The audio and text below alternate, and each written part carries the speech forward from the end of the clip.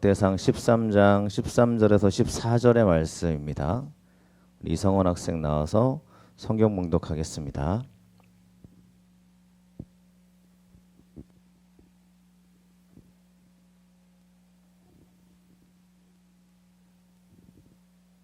하나님의 말씀을 봉독해 드리겠습니다.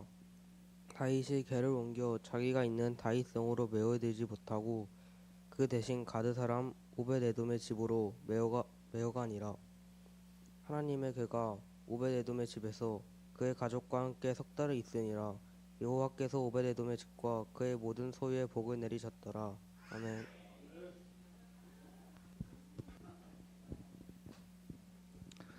내가 가야 할 믿음의 길이라는 제목으로 함께 은혜 나누겠습니다. 서로 함께 인사하겠습니다. 당신은 하나님의 축복의 사람입니다. 하나님 축복의 사람입니다. 축복의 사람입니다. 아멘. 네, 하다 보면 약간의 실수가 있어서 이해해 주시고, 네, 또 우리가 늘 넉넉하게 또 같이 받아주셨으면 감사하겠습니다. 네, 오늘은 맥주감사 주일로서 우리 교회는 맥주감사절에 대한 이야기를 아마 알고 계실 거라고 믿습니다. 왜 하나님이 맥주감사절을 명하셨는지가 성경에 명확하게 나와요. 그냥 감사하자 이런 얘기가 아니라 지난번에도 제가 설교를 한번 드린 적 있지만 맥주감사절을 하나님이 명하신 이유는 언제 맥주감사절을 명하시냐면 성경을 아시는 분들은 출애굽기를 하고 나온 사람들이 이제 금송아지 만들어서 막 범죄하고 하나님 앞에 죄를 짓잖아요. 금송아지를 만들어서 이게 하나님이다 그랬단 말이에요. 금송아지를 다 무너뜨리고 하나님이 이 백성들을 도저히 용서하지 못하겠다라고 말씀하시면서 모세가 기도를 시작하죠. 용서해 달라고 기도해서 하나님이 지나가시면서 뭐라고 하냐면 이때 맥주감사절을 명하세요. 그러니까 무슨 얘기냐? 우리가 하나님 앞에 돌아가는 시간, 은혜를 회복하는 시간이 맥주감사절이에요. 그래서 그냥 감사로만 끝난다라는 얘기가 아니라 실제로 그 하나님에 대한 감사의 절기가 그저 겉으로만 들어지는 감사가 아닌 내가 회개하고 돌이키고 믿음으로 나아가는 그러한 감사의 시간이 되는 줄로 믿습니다. 그래서 제가 오늘 말씀 가운데 오벳에돔이라는 인물을 이야기 드리는 이유는 이 사람의 인생이 참 감사하거든요. 하나님이 이 사람 어떻게 쓰시는지 얼마나 감사한 사람인지 몰라요. 그래서 가끔 제가 오벳에돔 같은 사람이 되고 싶다라는 생각이 들 때가 있어요. 그러니까 이 사람을 본받자 이런 게 아니고요. 하나님이 어떻게 이 사람을 통해서 역사하셨는지를 같이 함께 오늘 말씀을 통해서 나눠보려고 합니다. 오벳에돔이라는 사람을 여러분 잘 모르실 겁니다. 그쵸? 유명한 사람이 아니에요. 오벳에돔 그러면 그냥 어느 정도 성경 아시는 분들은 그냥 하나님의 언약궤를 잠시 맡았던 사람 이렇게 알고 있습니다. 그런데 성경에 보면 오벳에돔이라는 사람의 이름이 드러나야 될 이유가 하나도 없어요. 왜냐하면 이게 언제 나오냐면요. 오벳에돔이라는 사람은 하나님의 언약궤가 다윗성으로 들어가면서 드러나는 인물이에요. 하나님의 언약궤를 다윗성으로 인도하다가 어떤 일이 일어나냐면 우사라는 사람이 죽임을 당합니다. 그러니까 우사라는 사람이 하나님의 언약궤가 떨어지니까 그걸 붙잡아서 그 자리에서 죽음을 당하였더라라고 말씀이 되어져 있죠. 이 말씀은 지난번에 제가 설교했기 때문에 여러분들 한번 찾아보시고 궁금하신 분은 들어보시길 바랍니다. 그래서 우사가 손을 펴서 그 궤를 붙잡아서 죽음을 당하였다라고 해서 많은 사람들이 두려워해요. 그때 그죠? 제가 그림으로 표현해 봤는데 이 언약궤가 떨어지는 걸 손으로 붙잡았기 때문에 죽음을 당한 우사의 모습을 보고 사람들은 언약궤를 다윗성으로 메어 가지를 못합니다. 두려워서, 무서워서. 그래서 어디로 가냐면 오벳에돔의 집으로 이 언약궤를 메어 들어가는 장면이 나옵니다. 이때 등장하는 사람이 오벳 에돔이라는 사람이에요. 그러니까 하나님의 언약궤가 아니면 오벳 에돔이라는 사람은 성경에 기록될 일이 없어요. 왜 그런지를 제가 자세히 설명을 드리겠습니다. 이 사람은 가드 사람이에요. 가드 사람이라는 이야기는 어떤 사람이냐면 블레셋 사람이란 뜻이에요. 그러니까 이스라엘 사람이 아닙니다. 사무엘상 17장 4절 말씀에 보면 이렇게 말씀하고 있죠. 우리 같이 4절의 말씀 읽어보겠습니다. 블레셋 사람들의 진영에서 싸움을 도두는 자가 왔는데 그의 이름은 골리앗이요 가드 사람이라 그의 키는 6규빗 한 뼘이요. 아멘. 이렇게 말씀하고 있습니다. 가드 사람이라는 이야기는 이스라엘 사람과 대적 관계에 있는 사람이에요. 이 오벳에돔이라는 사람이 가드 사람입니다. 그러니까 이 사람은요 이방인이죠. 이스라엘 땅에 들어올 이유가 없어요. 사람들이 받아주지도 않을 거예요. 왜냐하면 너는 가드 사람이잖아. 너 우리 민족이 될 수 없어. 그런 사람이 오벳에돔이고요. 오벳에돔이란 이름의 뜻이 뭐냐면 이런 뜻이에요. 에돔을 섬기는 자, 에돔의 신을 섬기는 자. 그러니까 오벳에돔을 사람들이 좋아할 리가 없어요. 이 사람은 성경에 나오면 안 돼요. 그런 배경을 갖고 있는 사람이 아니에요. 에돔의 신을 섬기는 이름을 갖고 있는 사람이에요. 그러니까 부모님이 오벳에돔의 부모님이 우상 숭배자라는 걸 알 수 있게 되는 대목이죠. 근데 이 사람이 지금 아마도 무슨 이유인지 모르겠는데 저 변방에 이스라엘 땅에 들어와서 변방에 살고 있는 모양입니다. 그러니까 중심에 들어오는 사람은 아니었을 거예요. 그러니까 이 오벳에돔이라는 사람은 언약궤 사건이 아니면 성경에서 중심적으로 기록될 수 있는 사람이 아니라는 걸 우리는 보게 되는 겁니다. 여러분 제가 이 말씀을 왜 좋아하냐면 오벳에돔은 중심 인물이 아니에요. 그러니까 사람들이 봤을 때 막 존경하고 누가 보더라도 뛰어나고 우리로 말하면 저 사람은 누가 봐도 신앙인이야. 굉장히 대단해 보여. 그런 사람이 아니에요. 그런데 하나님이 오벳에돔이라는 사람의 이름을 들어 쓰시는 중이에요. 우리가 이 말씀을 읽으면서 뭘 느껴야 되냐면 하나님이 보시는 건 우리의 배경이 아니라는 걸 너무 잘 압니다. 믿으시죠? 우리 그렇게 믿어가고 있단 말이에요. 그런데 이상하게도 교회 안에서도 마찬가지지만 목사들도 마찬가지지만 여러분 배경을 그렇게 자랑해요. 뭐 이렇게 자랑할 게 있어요, 그죠? 나는 누구의 뭐 이런 배경을 갖고 이런 사람이야라는 걸 자랑하는 사람들이 종종 있어요. 저는 물론 그게 감사의 제목은 될 수 있습니다. 내가 믿음의 신앙의 가정에서 자라서 감사할 수 있죠. 근데 여러분 그게 우리 가운데 뭐가 그렇게 드러낼 만큼 자랑이 될 수 있겠어요? 오히려 하나님은 이름도 없는 사람이요, 숨겨져 있는 사람이요, 이 사람을 하나님이 들어 쓰시더란 얘기예요. 유명한 교회를 쓰시는 게 아니에요. 제가 뭐라고 하는 게 아닙니다. 뭐 교회를 뭐라고 하는 게 아니고요. 뭔가 이름 있는 사람을 하나님이 사용하시는 게 아니에요. 하나님은 하나님의 사람을 들어 쓰시는 줄로 믿습니다. 그러면 우리 교회 여러분은 마찬가지입니다. 하나님이 나를 쓰시는 이유는 딱 하나예요. 하나님의 선택이에요. 하나님의 계획이란 말이에요. 자랑할 거 없어요. 제가 목사님 아들이니까 가끔 같은 목사님들을 만나면은 부럽대요. 목사님 아들인 게 너무 부럽대요. 그래서 자기들 항상 뭐라고 하냐면 자기들은 어둠의 자식이래요.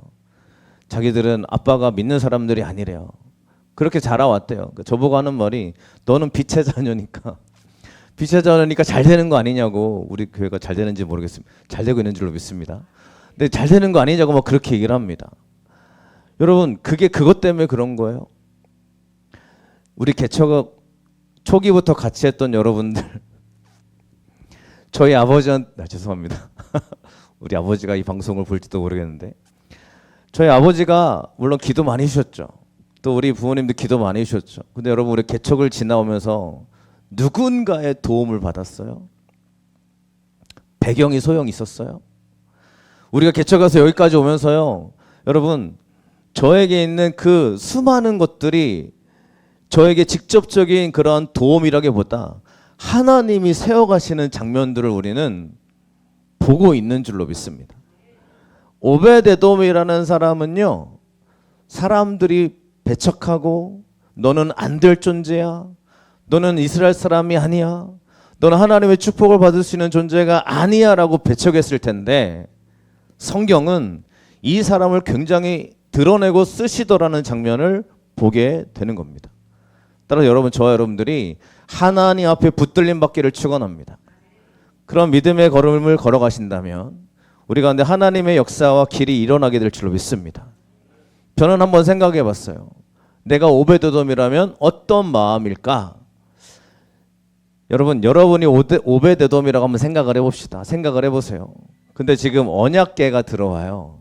언약궤는 웃사를 죽인 어쩌면 굉장히 두려운 물건입니다.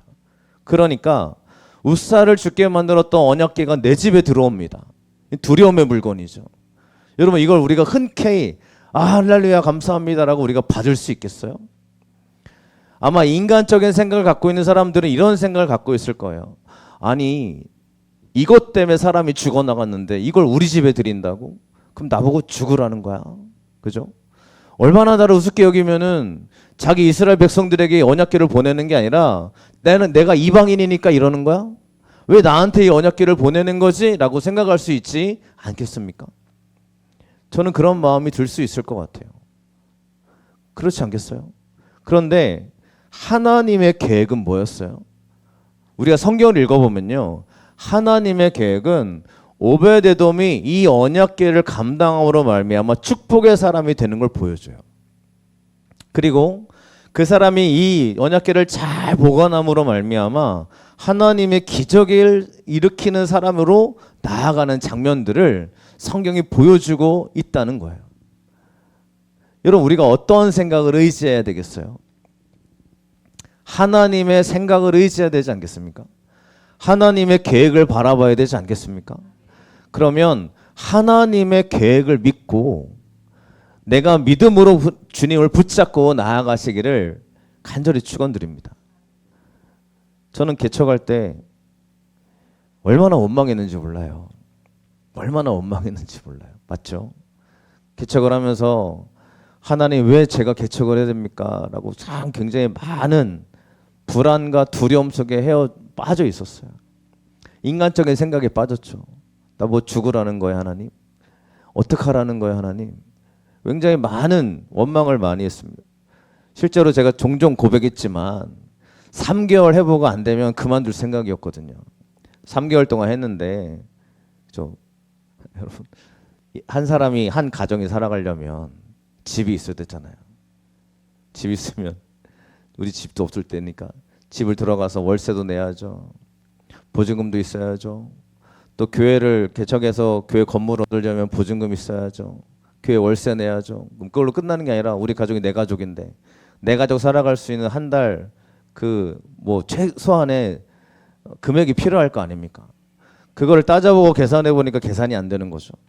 근데 저는 딱 3개월을 봤어요. 하나님께 3개월 동안 내가 3개월 동안 매달리고 하나님께 나아가는데 혹시라도 아무것도 안 주시면 목회 그만하라는 거구나.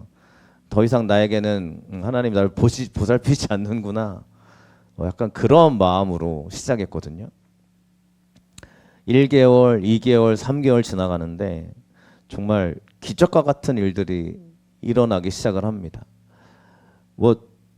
제가 설교 때 자주 말씀드렸지만요. 제가 믿었던 사람 있잖아요. 정말 내가 너무 신뢰했던 이 사람. 그런 사람들은 안 도와주시고요.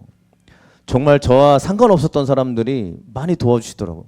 헌금을 보내주시고 막 이렇게 베풀어 주시고 이런 손길들이 정말 상상할 수 없는 손길들이 일어나는 장면들을 봤어요. 우리가 고백하지 않습니까? 내 생각은 죽으라는 거야 라는 거였는데 하나님의 계획은요, 오히려 이 시간을 통해서 하나님이 살아계신 걸 보여주시는 시간인 줄로 믿습니다. 그러면 저와 여러분들도 마찬가지 저에게만 해당되는 얘기가 아닐 겁니다. 여러분이요, 하나님이 나를 쓰시는 과정들을 보면 꼭 그래요.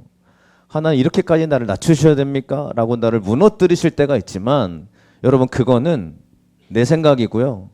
하나님은 우리를 반드시 주님의 은혜 안에 붙잡아 주실 줄로 믿습니다. 그건 저는 넉넉함을 얘기하는 게 아니고요. 넉넉해서 뭐 아무런 문제 없는 그런 얘기를 하는 게 아닙니다. 하나님이 살아갈 수 있는 힘과 은혜를 주시는 줄로 믿습니다.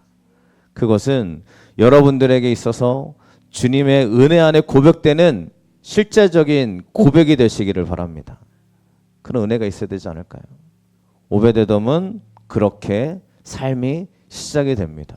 따라서 하나님의 일을 감당하는 저희들이 두려움과 불편함이 있다면 그때 내 계산으로 포기하지 마시고요. 하나님을 신뢰함으로 믿음으로 걸어가시는 우리 되시기를 간절히 축원드립니다. 두 번째 말씀은 끝까지 걸어가야 되는 거예요. 여러분 이게 정말 중요하다고 저는 생각합니다. 은혜 받은 사람들은 끝까지 걸어가셔야 될 줄로 믿습니다. 오늘 말씀해 보니까 이렇게 이야기합니다. 역대상 13장 14절 말씀 같이 읽어보겠습니다. 하나님의 괴가 오베데돔의 집에서 그의 가족과 함께 석 달을 있으니라. 여호와께서 오베데돔의 집과 그의 모든 소유에 복을 내리셨더라. 아멘. 여기서 보여지는 여러분의 눈에 확 띄는 구절이 어디 있습니까? 네, 모든 소유의 복, 여기가 눈에 확 띄죠? 오베데돔이요 소유의 복을 얻었어요. 석 달 만에. 석 달 동안 하나님이 그를 책임져 주셨어요. 어떻게 소유의 복을 누렸는지 모르겠지만 넉넉하게 그렇게 하나님이 채워 주셨을 것입니다. 석 달의 시간은 괴를 보관하고 하나님과 함께하는 시간이었으므로 말미암아 그에게는 축복의 시간이 되었어요. 석 달을 있으니라라고 말하니까 여러분 그냥 하나님의 괴가 그 집에 있었나 보다라는 게 아니고요. 성경을 보면 하나님이 그 집에 머물렀다라는 의미가 돼요. 그래서 히브리어 원어로 보면 아사브라는 이름 그 단어를 쓰는데 하나님이 머물렀다는 뜻입니다. 그러니까 하나님의 언약궤가 그냥 물건이 아니라 하나님이 그와 함께 하시는 시간이 되었다는 이야기예요. 따라서 하나님이 우리 가운데 머물러 주신다면 우리는 반드시 주님의 은혜를 누리지 않겠어요? 그러니까 여러분에게 하나님이 머물러 주시는 믿음의 사람이 되시기를 축원합니다. 그냥 이거 갖고 있으면 잘 되지. 우리식 말하면 예배 드리면 잘 되지. 이게 아니고요. 하나님이 내 안에 같이 계셔 주셔야 돼요. 이게 오베데돔이 가졌던 가장 큰 축복이라고 저는 생각해요. 소유가 진짜 축복이 아니고요. 하나님이 그와 함께 머물러 주시는 게 축복이라는 얘기예요. 그런 은혜가 여러분에게도 있으시길 축원합니다. 하나님의 은혜가 나에게 머물러 주신다면 여러분 얼마나 여러분 우리가 뭐가 문제겠어요? 우리가 소유에 중점적으로 사지 마시고요. 하나님이 나와 함께 하신다는 그 믿음을 잃어버리지 않기를 축원합니다. 주님이 나와 머물러 주시면 우리 교회가 주함께 교회가 된 이유는 하나님이 함께하는 교회가 가장 큰 축복이잖아요. 죄송합니다. 제일교회 되면 뭐 하겠어요? 중심교회 되면 뭐 하겠어요? 하나님이 함께 계시지 않으면 아무것도 소용없는 거 아니겠습니까? 저와 여러분들이 하나님이 함께 계시는 그 믿음의 고백 위에 믿음을 세워가시길 축원드립니다. 두 번째는 소유의 복이죠. 이거는 하나님이 그냥 주시는 은혜 중에 하나일 겁니다. 여러분 여기서 끝나요. 오베데돔의 말씀이 그의 소유의 복을 내리셨더라 하고 다음 장면으로 넘어가거든요. 어떤 장면으로 넘어가냐면 다윗이 오베데돔이 축복을 받았다는 이야기를 듣고 하나님이 언약궤를 메어 올라가기 시작을 합니다. 그러니까 우사가 죽어가지고 오베데돔이 맡겨놨는데 이 집이 너무 잘 되니까 그래 하나님은 언약궤가 저주가 아니라 하나님의 축복이구나라는 걸 다시 확인하고 메어가지고 올라가기 시작합니다. 자 그러면 오베데돔의 역할은 끝났죠. 오베데돔은 끝났어요. 할 일이 없어요 이제. 그리고 우리가 방금 봤던 것처럼 소유의 복을 얻었잖아요. 이제 편안하게 누리고 살면 되는 거 아니겠어요? 편안하게 여러분. 저는 죄송합니다.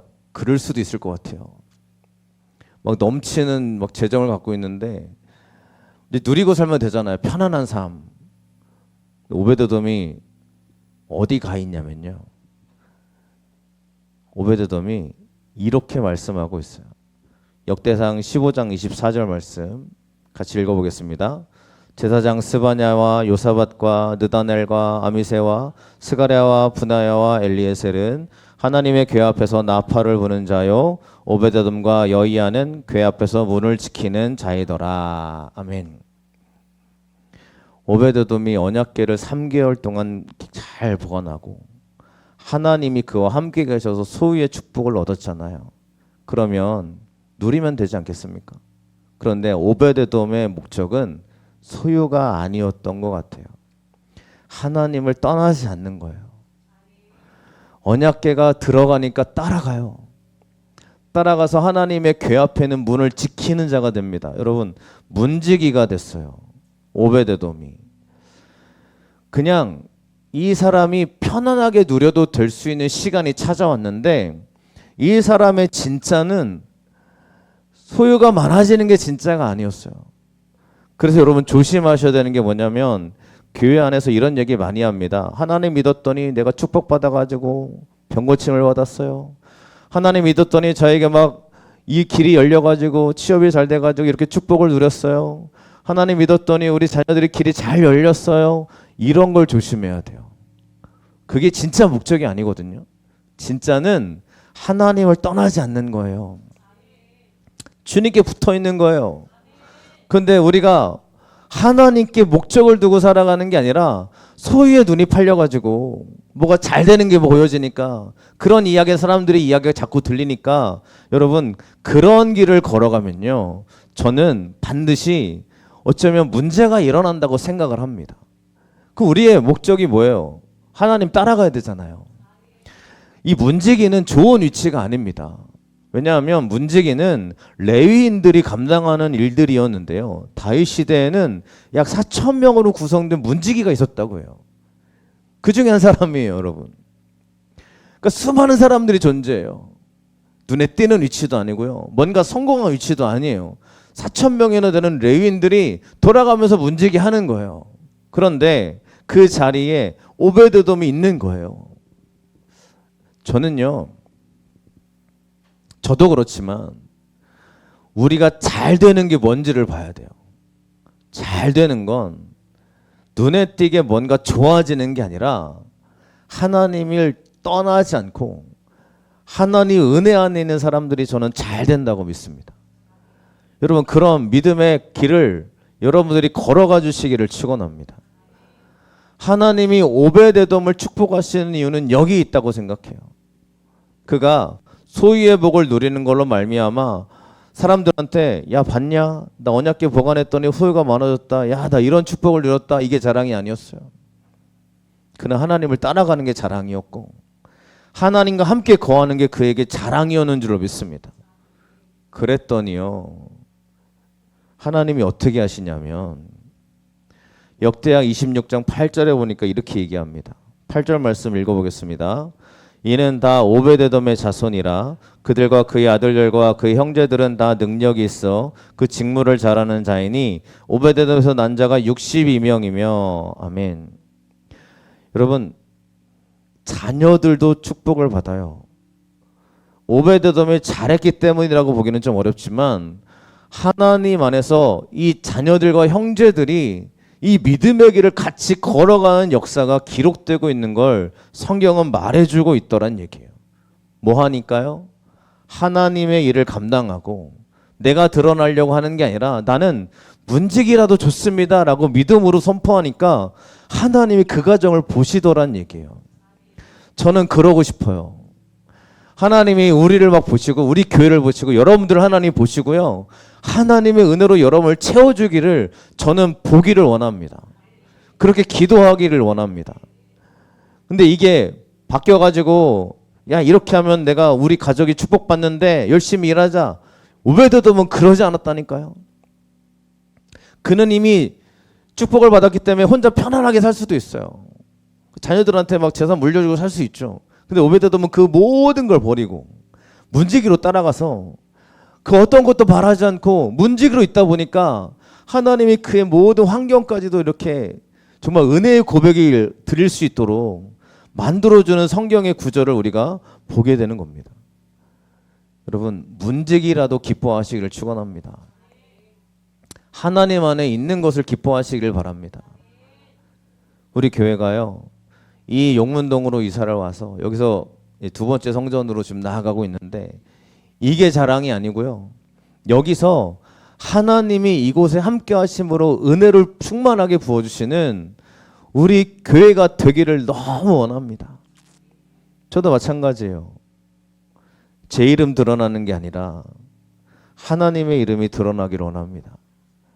저는 우리 교회에서 뭘 하든지 제 이름을 가려달라고 최선을 다해서 얘기를 합니다. 그냥 교회가 한 일이지 제가 한 일이 아니잖아요. 물론 제가 대표성을 띠고 있어서 제 이름을 드러내야 된대요. 누가 그래요?